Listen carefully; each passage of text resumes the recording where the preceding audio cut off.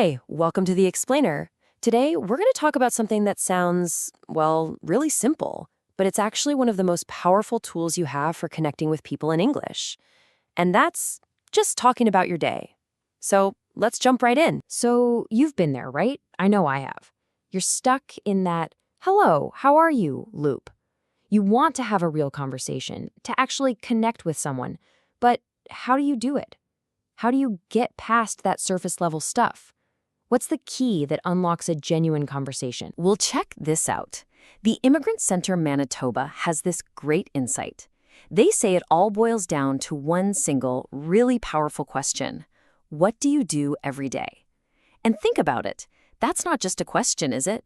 It's an invitation. It's asking someone to share a slice of their actual life. And that little question?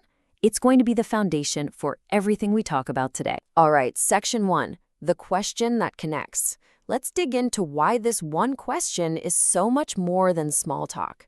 It's really about finding out who someone is. So what we're going to do here is build your communication toolkit. We're going to give you all the pieces, the right words, the grammar that makes it all work, and the structure so you can answer that what do you do every day question with total confidence and even a little bit of your own personality. Okay, so our second section is all about your daily building blocks. The very first tool you need in your kit is, of course, the words themselves, the vocabulary. We're talking about those key verbs and phrases you need to even begin telling the story of your day. So let's start with the absolute basics. In the morning, maybe you take a shower, or maybe you cook breakfast. These super simple phrases, they're the foundation. This is where your daily story begins. And then, after you cook breakfast, you have breakfast. Now, this is a great little detail. Notice we often say, have breakfast, not just eat breakfast. It's a super common, really natural way to talk about meals.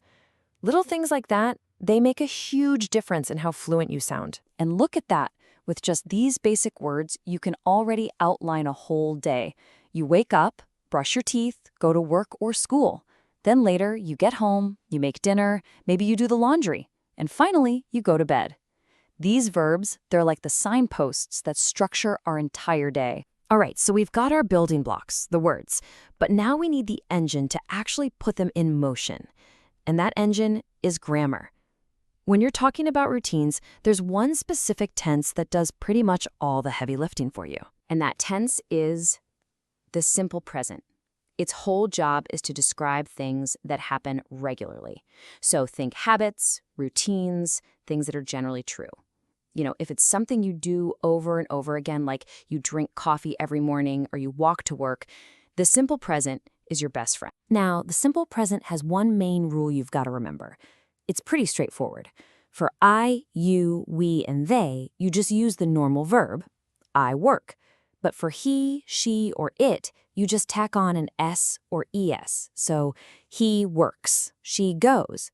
Seriously, if you can nail that one little change, you've pretty much mastered this tense. Okay, now we're really getting somewhere.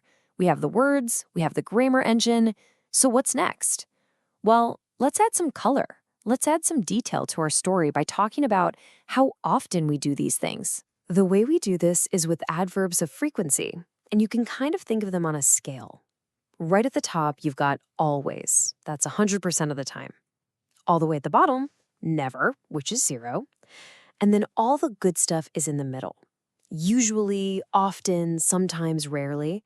They let you be much more specific. So where do you put these words? It's actually super simple. They almost always slide right in between the person, the subject, and the action verb. So they often take their dog, or we sometimes pick up dinner. See how it just fits right in there? It's such an easy way to add a whole new layer of detail to your sentences. Okay, this is the fun part. It is time to put everything together.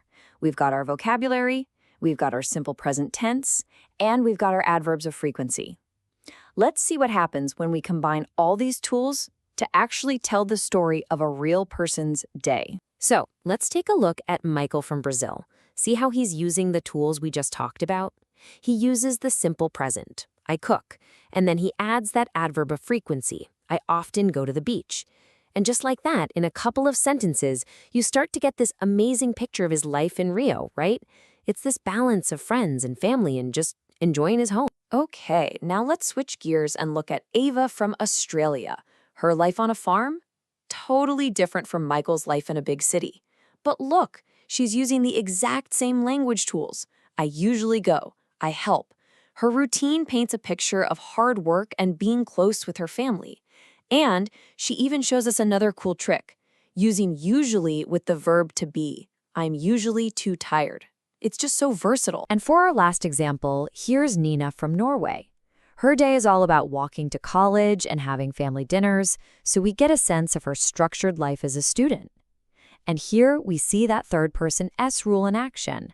My dad makes dinner. My mom takes me out. It's just perfect. And it really proves the point, right?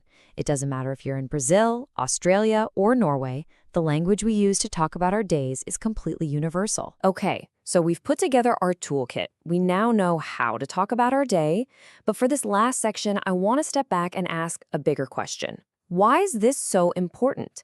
What are we really doing when we share these details about our lives? Because when you think about it, your daily routine isn't just a schedule. It's not just a list of things you do. It's a story. It's a window into your life. It shows people what your values are, what your responsibilities are, what you're passionate about. And sharing that story, that's how we connect. That's how we build bridges and realize we're not all that different. So I'm going to leave you with a question to chew on. Using all the tools we've gone over today, take a minute and think about your own day. How would you describe it? What are the big moments? But more than that, what story does your day tell about who you are? Thanks so much for watching.